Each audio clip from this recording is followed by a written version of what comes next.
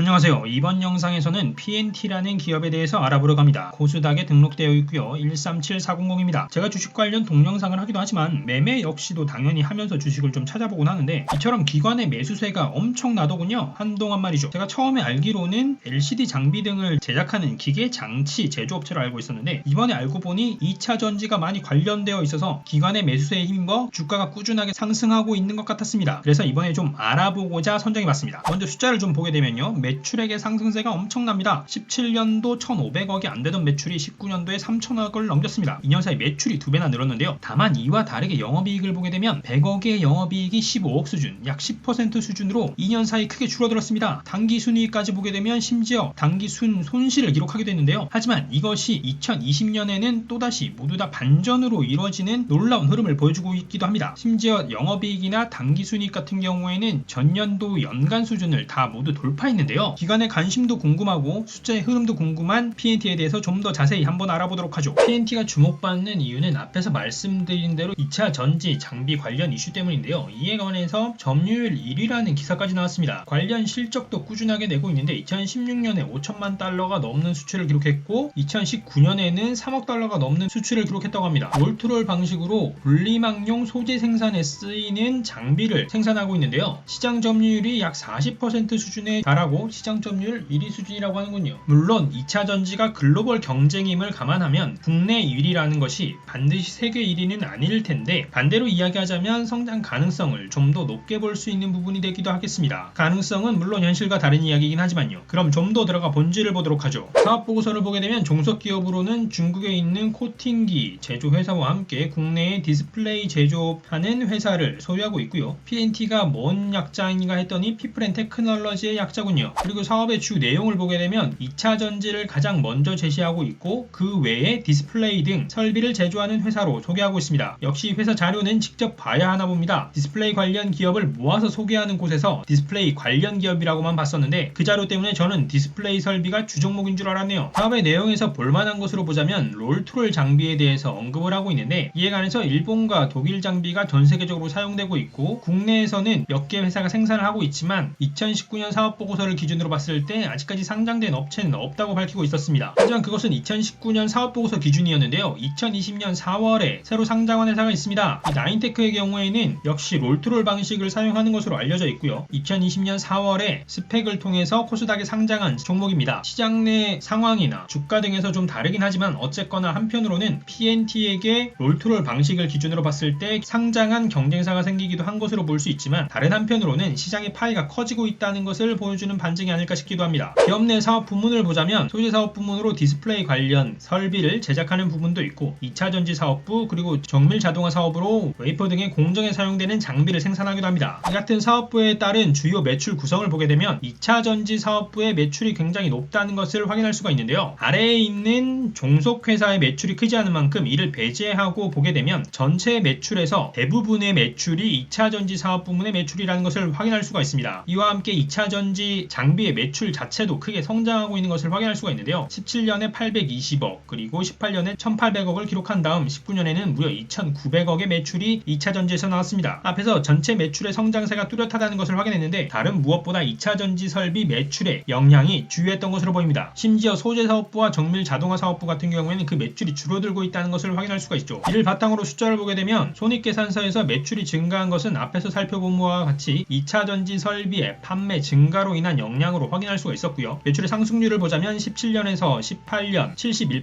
18년에서 19년 25% 성장했는데 이와 함께 크게 늘어난 것이 바로 매출 원가입니다. 원가율로만 보더라도 17년에는 84%의 원가율이었는데 18년에는 92.6%로 크게 뛰었다가 19년에는 90.4%로 소폭 낮아졌는데요. 이에 맞춰 매출 원가 자체의 상승률을 보게 되면 17년에서 18년으로 늘어날 때에는 88%, 그러니까 매출 증가율이 71%였으니까 10% 이상 높게 매출 원가가 상승한 것이죠. 다만 19년에는 다소 안정화가 되긴 했다는 점은 다행이긴 하지만 이 같은 안정화 추세가 이어갈지는 지켜봐야 할 것 같습니다. 원가율은 18년에 크게 상승했지만 판관비의 경우에는 19년에 크게 상승했습니다. 100억대의 판관비가 300억 가까운 수준으로 늘었는데요. 이에 대해 살펴보게 되면 대손상각비만 무려 18년에 6억 수준에서 19년에 100억 수준으로 늘어났습니다. 이해하기는 어렵지만 여비교통비 역시도 36억에서 65억으로 크게 늘어났고요. 이에 대해서 좀 확인을 해보게 되면 대손상각비가 100억까지 나온 것에 대해서 대해서 일부 온라인 자료에서는 일회성 비용이라고 판단하기도 했습니다. 하지만 제가 개인적으로 봤을 때는 매출의 급격한 증가와 함께 원가율 역시 증가하는 것으로 봤을 때 만약 매출을 억지로 끌어올린 것이고 이 같은 영업 혹은 판매 전략이 지속된다라고 하면 일회성 비용이 아닐 수도 있지 않을까 싶기도 했고요. 판매 전략을 바꾼다라고 하면 매출의 급격한 상승이 더 이상 힘들지 않을까 싶었습니다. 어쨌거나 매출이 증가했음에도 불구하고 원가율이 나빠진과 동시에 판관비가 증가했기 때문에 영업이익은 크게 줄어들었는데요. 영업이익은 크게 줄어든 15억 수준을 기록했고요. 영업 외 활동에서도 비용이 컸는데 다른 무엇보다 기타 손실의 비용이 굉장히 컸습니다. 세부 계정에서는 정확한 내용을 알기 어려운 잡손실이 18년에는 3천만원 수준이었지만 19년에는 45억 수준으로 전체 기타 손실의 대부분을 차지했었는데요. 이렇게 기타 손실이 커서 다른 계정의 덧셈 뺄셈의 영향보다는 기타 손실로 인해서 손실을 키웠고요. 이 같은 누적 결과로 매출의 증가가 이익의 증가로 연결되지 못하고 단기순이익이 적자로 돌아서서 단기순 손실 30억을 기록했습니다. 이어서 재무상태표도 보게 되면 매출 자체는 증가했기 때문에 매출채권이 크게 증가하고 있는 것을 볼 수가 있는데 이로 인해서 유동자산이 함께 증가하고 있습니다. 비유동자산 역시 증가하고 있는데 여기에는 유형자산의 증가가 크게 영향을 끼쳤습니다. 이에 대해 확인을 해보게 되면 구미의 신규 투자를 진행하는 것으로 보이는데요. 경북과 구미시와 MOU를 체결하면서 신규 투자를 했다고 밝혔습니다. 다만 그 시점으로 보자면 2020년 1월 6일에 나온 기사긴 했는데요. 이때 나온 기사의 숫자가 2019년 사업보고서에 포함된 것이라고 해야 하니까 다소 좀 앞뒤가 안 맞긴 한데 이에 대해서는 바로 뒤에 살펴볼 반기보고서에서 유형자산의 증가가 없었던 것으로 봐서 2019년부터 투자는 진행하고 있다가 MOU 발표만 2020년 1월에 한 것 아닌가 생각됩니다. 이 같은 결과로 2년 사이 자산이 2배 늘긴 했는데 부채 역시도 보게 되면 2년 사이 2배 넘게 늘었습니다. 여기에 단기 차입금과 장기 차입금이 많이 늘긴 했지만 금액으로 보자면 단기 선수금의 증가나 기타 유동 채무의 증가가 크게 영향을 끼쳤습니다. 이 같은 것들은 매출 활동과 관련된 부채가 크게 늘어난 것이라고 할 수 있는데요. 다만 그렇다고 하더라도 부채 자체가 크게 늘어났기 때문에 기존에도 자본과 부채의 비율인 부채 비율이 그렇게 좋은 편은 아니었는데 부채가 늘어나면서 더욱더 부채 비율이 좋지 않아진 것을 확인할 수가 있습니다. 이 같은 것이 최근에는 어떻게 흘러가고 있는지 최근 보고서를 업데이트 해보도록 하죠.